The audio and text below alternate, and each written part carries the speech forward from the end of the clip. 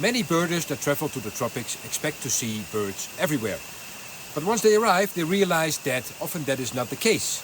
And birding in the tropics can be really challenging because of dense vegetation, because of unfamiliar bird calls, because of weather conditions, because birds hide in thickets, because birds hide in the canopy of the rainforest. And in this video, I will explain why birding in the tropics can be so challenging. And I will share some tips to get more out of your birding trip to the tropics and to see more birds.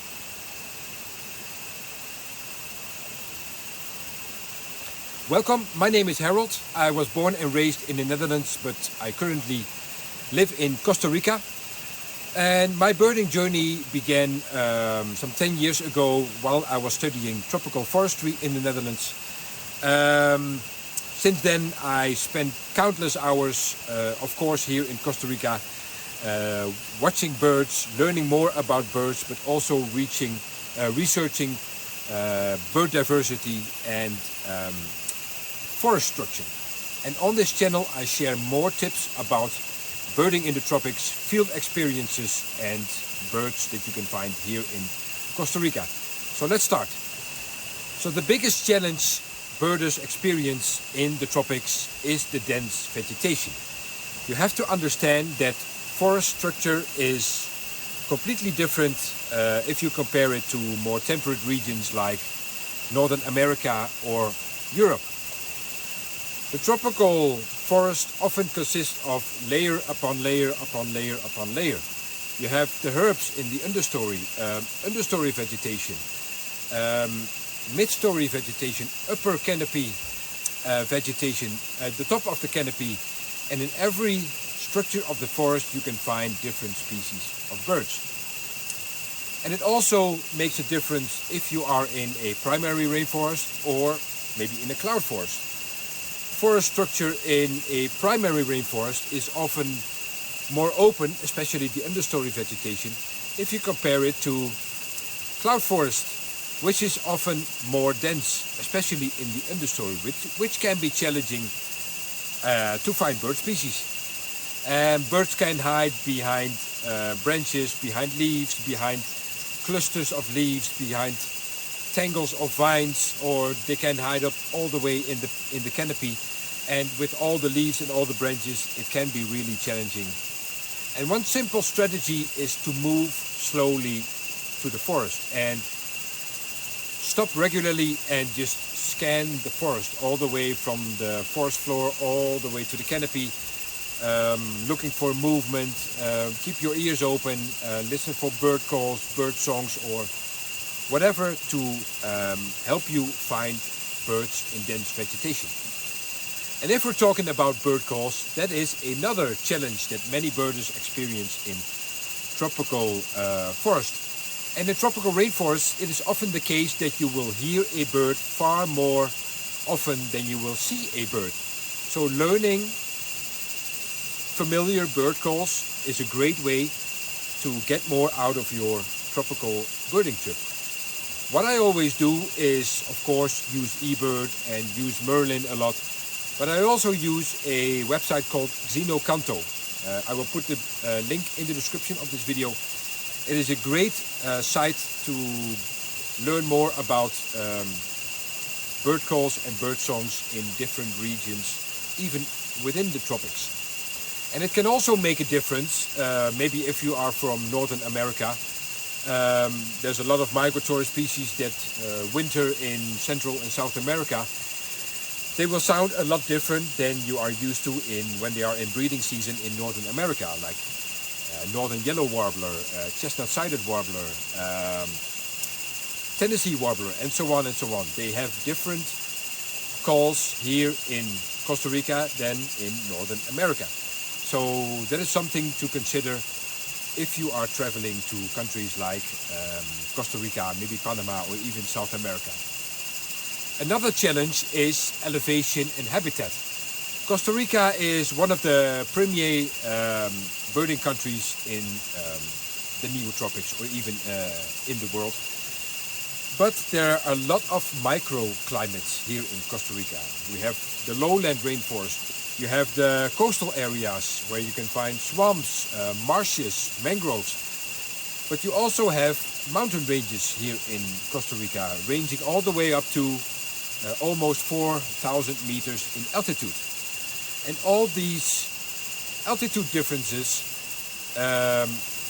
they have so-called microclimates, and you will find different bird species in different altitude ranges. And some bird species can only be found in specific altitude ranges or specific habitat types, like mangroves, like marshes, like cloud forest, like rainforest, or even primary rainforest. So that is something to think about or to consider if you are traveling to the tropics. It usually, or it might seem, it might make sense that you will not find a resplendent quetzal in a coastal area, or you will not find a scarlet macaw all the way up in the mountains. But it can help if you learn a little bit more about elevation and habitat types, even within primary forest or within secondary rainforest or even within marshes or mangroves. There are certain types of habitats that certain bird species prefer. It's not likely that you just step into a rainforest and see all the species that live inside that rainforest. Even within rainforest there are different habitat types to be found.